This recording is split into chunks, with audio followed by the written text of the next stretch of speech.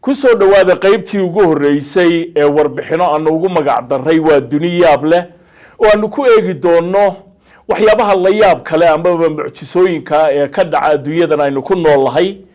toddobaadkiiba warbixinahan waxaanu idiin soo gudbin doonaa haddii aan la yidhaahdo 2 jeer waxaan u malaynayaa haddaba warbixinta ugu horeysa ma jirto meel kaga habboon in aynu ku bilowno ciyaaraha kubadda cagta ee caalamiga ee imika ka socda waddanka Qatar. السلام عليكم ورحمة الله وبركاته عن الدعوة السود وهذا ومركلة يولالكنا هذا كرامة هلك طبعا قد دعونا سنة وبرتن يوتيوب كل هذا كرامة هدي أي تايمر كجوري سيدنا صوب وتفضل سبسكرايب تنقو شرف ريح كم بلالك عس سي أظن قد تقف جوه الرياء يسوق جران مقالة يلعبين كردون يعني هلكن كسوق بيو هدي أتوري إنه رجوكتنا أد إياد بدو ما سنتهاي مدحا إيادنا إنه صار انتهاي مقال كلايكتا ومهمة لايكتا كسي قبتها kusoo dhawaada qaybtii ugu horeysay ee warbixino aanu ugu magac daray waa duni yaab leh oo aanu ku eegi doono waxyaabaha la yaab kale ama mucjisooyinka ee ka dhaca adduunyadan aynu ku noolahay toddobaadkiiba warbixinahan waxaanu idiin soo gudbin doonaa haddii aan la yidhaahdo 2 jeer waxaan u malaynayaa haddaba warbixinta ugu horeysa ma jirto meel kaga habboon in aynu ku bilowno ciyaaraha kubadda cagta ee caalamiga ee imika ka socda waddanka Qatar. qoraal reer Argentina ayaa intii aanay bilaabmin ciyaaraha kubadda cagta ee caalamiga ee ka socda waddanka Qatar waxa uu soo saaray buug uu kaga hadlayo waxyaabaha la yaab kale ama mucjisooyinka ee aadamu ay sameeyaan waqtiga ay socdaan ciyaaraha World Cup-ka loo yaqaano ama caalamiga ah. qoraagaasi reer Argentina ayaa 3 tartan oo kala dambeeyay oo ciyaarahaasa waxa uu mid walba ku soo qaatay sheekooyinkooda la yaab kala hal cutub waxana uu sheegay cutubka afraad inuu noqon doono ciyaaraha imika ka socda waddanka Qatar. qoraagan ayaa haddaba waxa uu soo bandhigay waxyaabo laga yaabo dadka qaarkood inaanay maskaxdooda gelin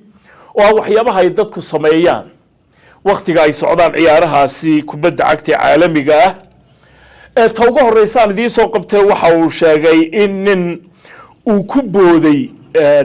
webi ay ka buuxaan yaxaasiyo sanadkii 2010 markii ay socdeen ciyaaraha kubadda cagta ee caalamiga ahi. waxa kale uu soo qaatay nin ciyaaryahana oo u dhashay waddanka Uruguay ee ku yaala Latin America oo isagu ku soo laabtay garoonka kadib markii wadnaha lagaga soo booday ama wadnuhu istaagay qofba sida uu yaqaano ninkaas oo dabadeedna ciyaartii halkii ka sii watay markii uu yara ladnaaday.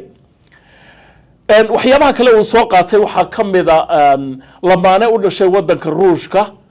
oo labadoodaba ciyaartan kubadda cagtu ay qaadatay ayaa halkii wax kale ay isku qaban lahaayeen waxay isku qabteen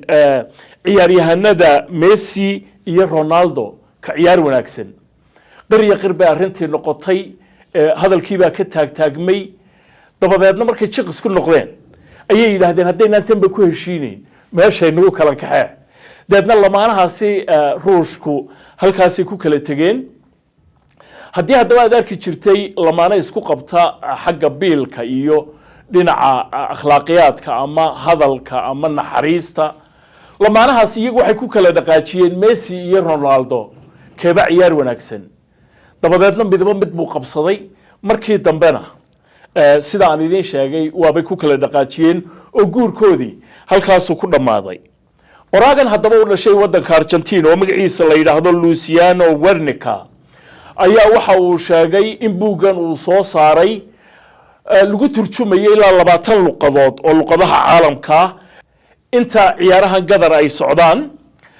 taasina waxay idin cadeyn karaysaa sida dadyowga adduunyada gaar ahaan kuwa ciyaaraha xiiseeya khaasatan kubadda cagtu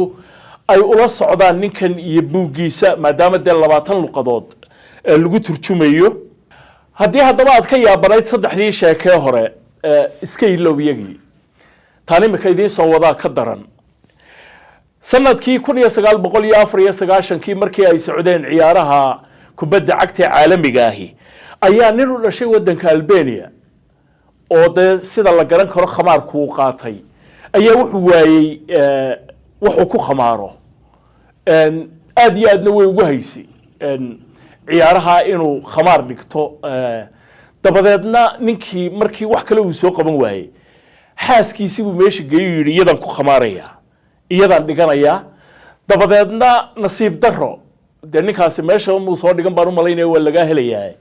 2-0 ayaa lagaga badiyey kooxdii ninkaasi uu taageerayey dabadeedna waxay noqotay isaguna in xaaskiisii uu halkaa ku waayo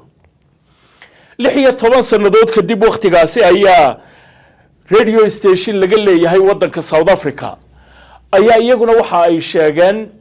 in ay tigidh siinayaan qofka sameeyo waxa ugu mucjisada badan ama ugu layaabka badan markaasi la soo xaqiijiyo waliba nino dhashay wadankaasi oo ka jawaabayay warkaasi idaacadda South Africa ayaa waxa uu isku tuuray isaguna meel webiya oo yaxaasi ay ka buuxaan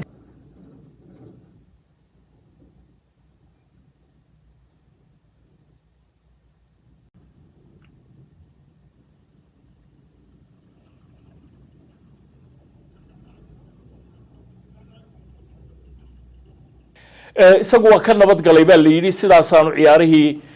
ku soo daawaday oo tigidhkii ugu guuleystay haddii ninkii hore xaaskiisa laga helay ninkani isagu yaxaasiyadii uu ka nabad galay tigidhkii radiogu bixinayeyna sidaasuu ku helay qoraagan reer Argentina ayaa haddaba waxa uu sheegay in markay timaado tartanka imika ka socda wadanka Qatar waxyaabaha uu sida gaarka isha ugu hayo cutubka uu ka qori doona inay noqon doonaan buu yidhi maadaama markii ugu horeysay ciyaarahani ay ka dhacayaan wadan muslina oo waliba bariga dhexe ah waxyaabaha ay dadku sameeyaan khaasatan xagga habdhaqanka dadka marka ay timaado buu yidhi maadaama ay tahay markii ugu horeysay ciyaarahaas oo kale ay martigeliyaan wadanka Qatar oo dee heer caalami ah bal hadda dadka wadankaasi iyo dabeecadahooda iyo sida ay u dhaqmaan iyo sida khaasatan ciyaaraha ay u daawanayaan ay u xiiseynayaan ayuu ninkaasi sheegay in cutubka afraad ee buugiisu uu ka iman doono